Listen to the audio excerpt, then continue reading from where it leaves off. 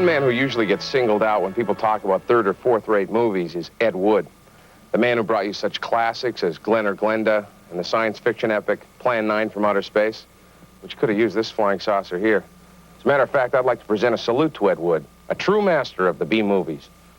Well, D-movies. You judge for yourself.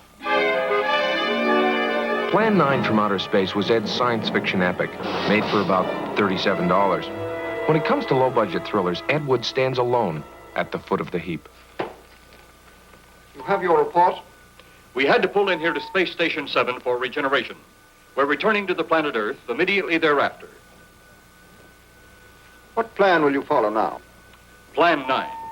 It's been absolutely impossible to work through these Earth creatures. Their soul is too controlled. Watch this guy pick up a script and read. Plan 9. Ah, yes. Plan 9 deals with the resurrection of the dead.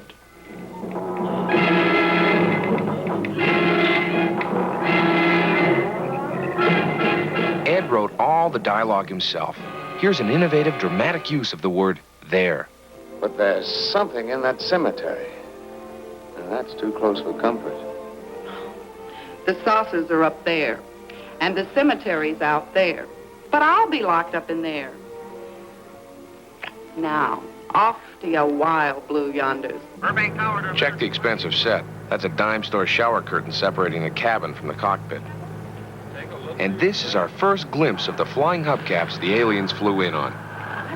World. That's nothing from this world. Amazing. You can hardly see that string.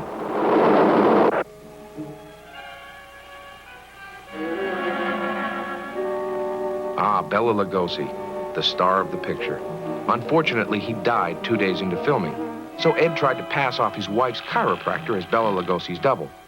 Sure, he was a full head taller than Bela, but as long as he kept the cape over his face, Ed figured the audience would never know.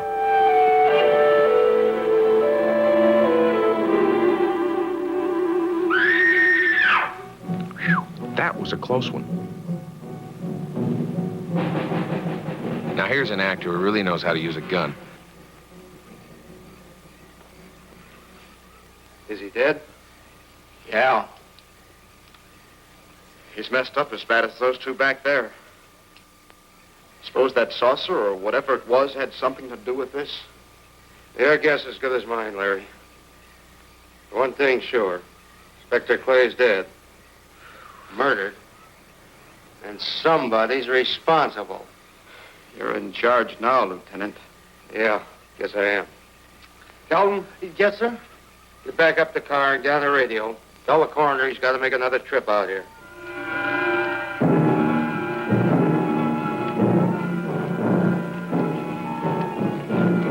Stop him, Tanner. He's close enough. Turn off your electrode gun. No! No! Stop him, Tanner! I can't get it. It's jammed. Stop him, you fool! Drop the gun to the floor, Tanner. The metal will break contact.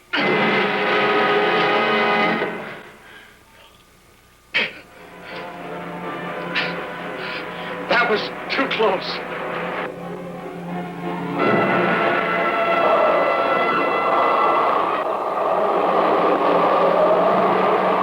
Because all you of Earth are idiots.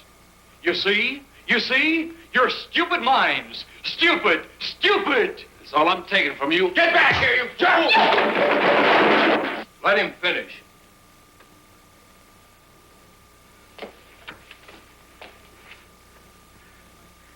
It's because of men like you that all must be destroyed.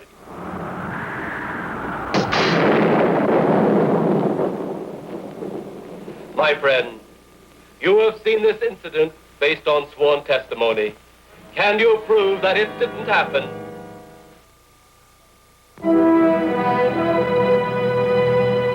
Glenn or Glenda was a sensitive portrayal of one man's search for his true identity. Know that this rough, tough individual was wearing pink satin undies under his rough exterior clothing? He is. This person is a transvestite, a man who is more comfortable wearing girls' clothes. Not only did Ed write and direct this one, he also starred in it. One might say, there, but for the grace of God, go I. Glenn is engaged to be married to Barbara, a lovely, intelligent girl. The problem? Glenda, Glen's other self. The girl that he himself is, his other individual personality. Glen has decided to tell Barbara of his dual personality. To tell her of the nighties and negligees, the sweaters and skirts, the robes and dresses, the stockings and the high-heeled shoes, the wig and the makeup. All that goes to make Glen into Glenda. His hands move to caress the smooth material of her Angora sweater, which he has so long and so desperately wanted to put on his own body. He tells of this to her, and she looks to the sweater and to his hand. Then, when it is all over and that much of the story he knows is told, Barbara is not sure of her own thoughts. That's about it, darling. I wanted to tell you for a long, long time, but just couldn't bring myself to do it. I'm too much afraid of losing you.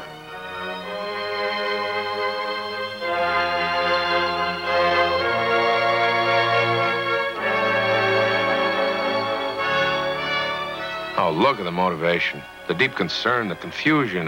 Marvelous performance. Brilliant, outstanding. Glenn, I don't fully understand this, but maybe together we can work it out.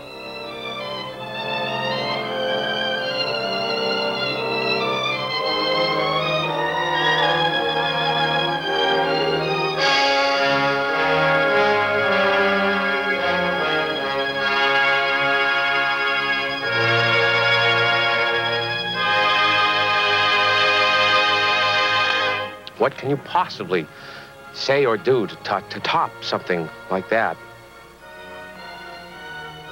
I don't know.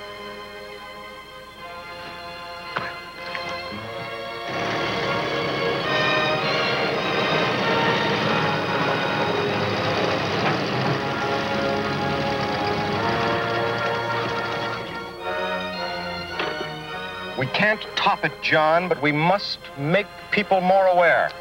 You're right. A remake. That's exactly what I was thinking. But how?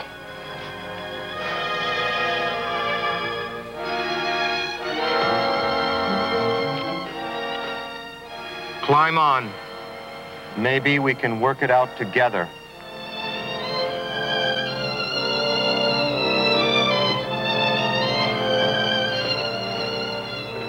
Thank you, Dan.